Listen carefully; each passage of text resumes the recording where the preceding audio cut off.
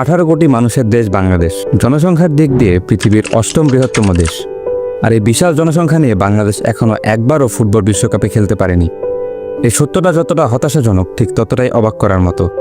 আরও কষ্টের বিষয় হলো ঢাকার মিরপুরের সমান জনসংখ্যা নিয়ে আইসল্যান্ড 2018 বিশ্বকাপে খেলেছে। মাত্র প্রায় 3.5 লাখ মানুষের দেশ ফুটবল বিশ্বকাপে যেখানে পরিচিত নাম হয়ে ওঠে, ঠাঁই দাঁড় করিয়ে দেয় আর্জেন্টিনার মতো দেশের বিশ্বকাপ ক্যাম্পেইনকে, সেখানে 18 কোটি মানুষের দেশ বাংলাদেশ গত 50 বছরেও বিশ্বমঞ্চে নিজেদের প্রমাণ করতে পারেনি। তাহলে আমাদের কি ফুটবলের প্রতি আগ্রহের অভাব, নাকি আমরা ফুটবল খেলাটাই পারি না? সমস্যাটা কিন্তু একদম অন্য জায়গায়। বাংলাদেশ ফুটবল ফেডারেশন গঠিত হয় 1972 সালে। শুরুটা মোটেও খারাপ ছিল না। 1980 সালে আমরা AFC এশিয়ান কাপে কোয়ালিফাই করি। এরপর 86 বিশ্বকাপের বাছাই পর্ব। এই পর্যন্ত আমাদের সবচেয়ে ভালো বাছাই পর্ব অভিযানটা কিন্তু সেবারই হয়েছিল, যেখানে আমরা ইন্দোনেশিয়া আর থাইল্যান্ডকে হারিয়ে গ্রুপে কিছুটা হলেও লড়াই করেছিলাম। 95 সালে বাংলাদেশ মিয়ানমারে অনুষ্ঠিত 4 জাতি টুর্নামেন্ট টাইগার কাপের শিরোপা জেতে, প্রথমবারের মতো কোনো আন্তর্জাতিক শিরোপা জেতে বাংলাদেশ। 1999 সালে আমরা সাউথ এশিয়ান গেমসে ফুটবলে গোল্ড মেডেল জিতি। 2003 সালে আমরা জিতি সাফ চ্যাম্পিয়নশিপ, যা এখনো পর্যন্ত আমাদের ফুটবলের সবচেয়ে উজ্জ্বল মুহূর্ত। বাংলাদেশ ফুটবলে প্রথম 3 দশক ছিল একেবারেই অন্যরকম। তখনকার ঢাকা লিগ ছিল দক্ষিণ এশিয়ার নিঃসন্দেহে সেরা লিগ। আবাহনী মোহামেডানের রাইভালরি ছিল শুধু 2 ক্লাবের লড়াই নয়, পুরো দেশের ঢাকঢোল, আবেগ, পরিচয় সবকিছুর কেন্দ্রবিন্দু। ম্যাচের দিনে পুরো শহর থমকে যেত। অনেকেই ভুলে গেছে, কিন্তু 1980 থেকে 2000 সাল, প্রায় 2 দশক সময় ধরে ফুটবলই ছিল বাংলাদেশের নাম্বার 1 স্পোর্ট। আজকের ক্রিকেটের মতো মিডিয়া, স্পন্সর, দর্শক সবই ছিল ফুটবলকে ঘিরে। তাহলে এই দেশ কাঁপানো ফুটবল কালচার হঠাৎ করে কোথায় হারিয়ে গেল? একসময় যেই লিগে আন্তর্জাতিক তারকারা খেলতে আসতো, সেই লিগ কিভাবে ধীরে ধীরে আজকের অনুজ্জ্বল বাংলাদেশ ফুটবল লিগে পরিণত হলো? এর উত্তর একটাই: সিস্টেমেটিক অবনতি। সাফ সাফল্যের পর ধীরে ধীরে ফুটবলকে উল্টো পথে ঠেলে দেওয়া শুরু হয়। সবচেয়ে বড় ভুল ছিল এই সাফল্যের পর কোনো অবকাঠামোগত বিনিয়োগ না করা। এই সময় ফুটবলে আরেকটি মারাত্মক সমস্যা ঢুকে পড়ে। ফেডারেশনের নেতৃত্ব ক্ষমতার পালা বদলের সাথে পাল্টে যেতে থাকে, যার ফলে এক এক নেতৃত্ব এক এক পরিকল্পনা নেয়, আর কোনো পরিকল্পনায় বেশি দিন টেকে না সীমাহীন দুর্নীতির কারণে। একই সঙ্গে ভিউয়ারশিপ কমে যাওয়ায় কর্পোরেট স্পন্সররা একে একে ফুটবল থেকে বিদায় নিতে থাকে। বিশ্বকাপ বাছাই পর্বে আমরা একের পর এক প্রথম রাউন্ডে বাদ পড়তে থাকি। এই সময়টায় ফুটবল তার স্বর্ণযুগের সব আলো হারাতে শুরু করে। 1997 সালে বাংলাদেশ ICC ট্রফি জেতার পর পুরো দেশের স্পটলাইট ক্রিকেটের দিকে ঘুরে যায়। মিডিয়া, স্পন্সর, ব্রডকাস্টার সবাই ক্রিকেটকে ভবিষ্যতের বিনিয়োগ হিসেবে দেখে, আর ফুটবল ধীরে ধীরে চলে যায় পর্দার আড়ালে।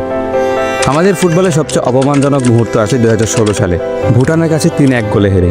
এই হার শুধু মাঠের হার ছিল না, এই হারের পর প্রায় 2 বছর বাংলাদেশ ফুটবল থেকে নির্বাসনে থাকে। সেই পতনের ঢেউয়ে 2018 সালে আমরা নেমে যাই ইতিহাসের সবচেয়ে বাজে র্যাঙ্কিংয়ে, 197 নম্বরে। তবে গল্পটা পুরো অন্ধকার নয়। সাম্প্রতিক বছরগুলোতে একটু একটু করে ঘুরে দাঁড়ানোর ছাপ দেখা গেছে। নভেম্বর 2025-এর র্যাঙ্কিং অনুযায়ী বাংলাদেশ এখন 180 নম্বরে, যা গত 9 বছরের মধ্যে সর্বোচ্চ অবস্থান। মালদ্বীপকে হারিয়ে দ্বিতীয় রাউন্ডে ওঠা, লেবাননের সঙ্গে ড্র, ভারতের বিরুদ্ধে সাম্প্রতিক জয়, এসব ছোট ছোট জয়ে দেশ জুড়ে আবার ফুটবল উত্তাপ ফিরে এসেছে। হামজা চৌধুরী, কিউবা মিচেল বা সামিত সোম, এই নতুন মুখগুলো আগুন ছড়াচ্ছে। হামজা চৌধুরী, কিউবা মিচেল কিংবা সামিত সোমের মতো প্লেয়ারের অন্তর্ভুক্তি অবশ্যই দলের জন্য ইতিবাচক, কিন্তু এসবের কিছুই একটি দেশের ফুটবল রাতারাতি বদলে দেওয়ার মতো নয়। বাংলাদেশ ফুটবলের সবচেয়ে বড় বাধা হলো অবকাঠামোর সংকট এবং অর্থনৈতিক বৈষম্য। কিন্তু সমস্যাটা এখানেই শেষ নয়। সমস্যা আরও জটিল হয়ে ওঠে দুর্বল প্রশাসন আর অনিয়মের কারণে। বছরের পর বছর ধরে বাফুফে অভিযুক্ত হয়েছে ক্ষমতার অপব্যবহার, ভুল পরিকল্পনা, অযোগ্য কোচিং স্টাফ, রাজনৈতিক চাপ, স্বজনপ্রীতি আর ক্লাব সিন্ডিকেটের দল বাছাই করার মতো গুরুতর অভিযোগে, যার ফলে ফুটবল দলের স্থিতিশীলতা কখনোই আসেনি। বাস্তবায়িত হয়নি কোনো দীর্ঘমেয়াদী পরিকল্পনা।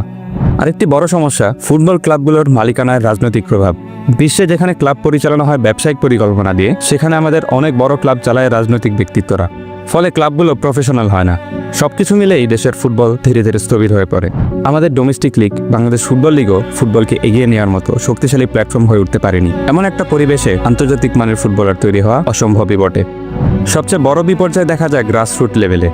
2021 সালে এলিট একাডেমি চালু হলেও সেটি একটি বিচ্ছিন্ন উদ্যোগ বলে বিবেচনা করা যায়। স্কুল কলেজ ভিত্তিক খেলোয়াড় খোঁজার কোনো সংগঠিত নেটওয়ার্ক নেই। আর বাস্তবতা হলো, ছোটবেলা থেকে কোনো শিশু ফুটবলার হয়ে গড়ে ওঠার স্বপ্ন দেখে না, কারণ ফুটবলে নেই ভবিষ্যৎ। আর জাতীয় দলে খেলতে চাইলে হয় সিন্ডিকেট ভাঙতে হয়, না হয় সিন্ডিকেটের অংশ হয়ে যেতে হয়। বিশ্ব ফুটবল কিন্তু প্রমাণ করে দিয়েছে, অর্থই সাফল্যের একমাত্র শর্ত নয়। স্ট্রাকচার থাকলে ছোট দেশও বড় স্বপ্ন পূরণ করতে পারে। জাপান যে লিগ চালু করে 1993 সালে, মাত্র 20 বছরের ব্যবধানে দেশটি 4 বার বিশ্বকাপে নকআউটে গেছে। আইসল্যান্ডের জনসংখ্যা মাত্র 3.5 লাখ, ঢাকার 2-3টা ওয়ার্ডের সমান মানুষ। অথচ তারা 20 বছরে 60টির বেশি ইনডোর টেকনিক্স সেন্টার তৈরি করেছে। আর তার ফল 2018 বিশ্বকাপ। মরক্কো ফুটবল একাডেমি তৈরি করে আফ্রিকায় রীতিমতো বিপ্লব ঘটিয়ে ফেলেছে। বার্সেলোনা, পিএসজির মতো ক্লাবের একাডেমি আছে এখন মরক্কোতেই। তারা এখন বিশ্বকাপের সেমিফাইনালে খেলে, আফ্রিকান নেশনস কাপ, অনূর্ধ্ব 20 বিশ্বকাপ জেতে। তাহলে প্রশ্ন ওঠে, বাংলাদেশ কি কখনো বিশ্বকাপে খেলতে পারবে? যেদিন বাংলাদেশ ফুটবলের সিস্টেমটাকে পাল্টাতে দেখব, সেদিনই সম্ভব 2030 বা 2034 সালের বিশ্বকাপে কোয়ালিফায়ার পথ তৈরি করা। আর সেদিনই হয়তো বিশ্বকাপের সময় আমাদের ছাদে শুধু ব্রাজিল, আর্জেন্টিনা কিংবা জার্মানির পতাকাই নয়, লাল সবুজের পতাকা উড়বে।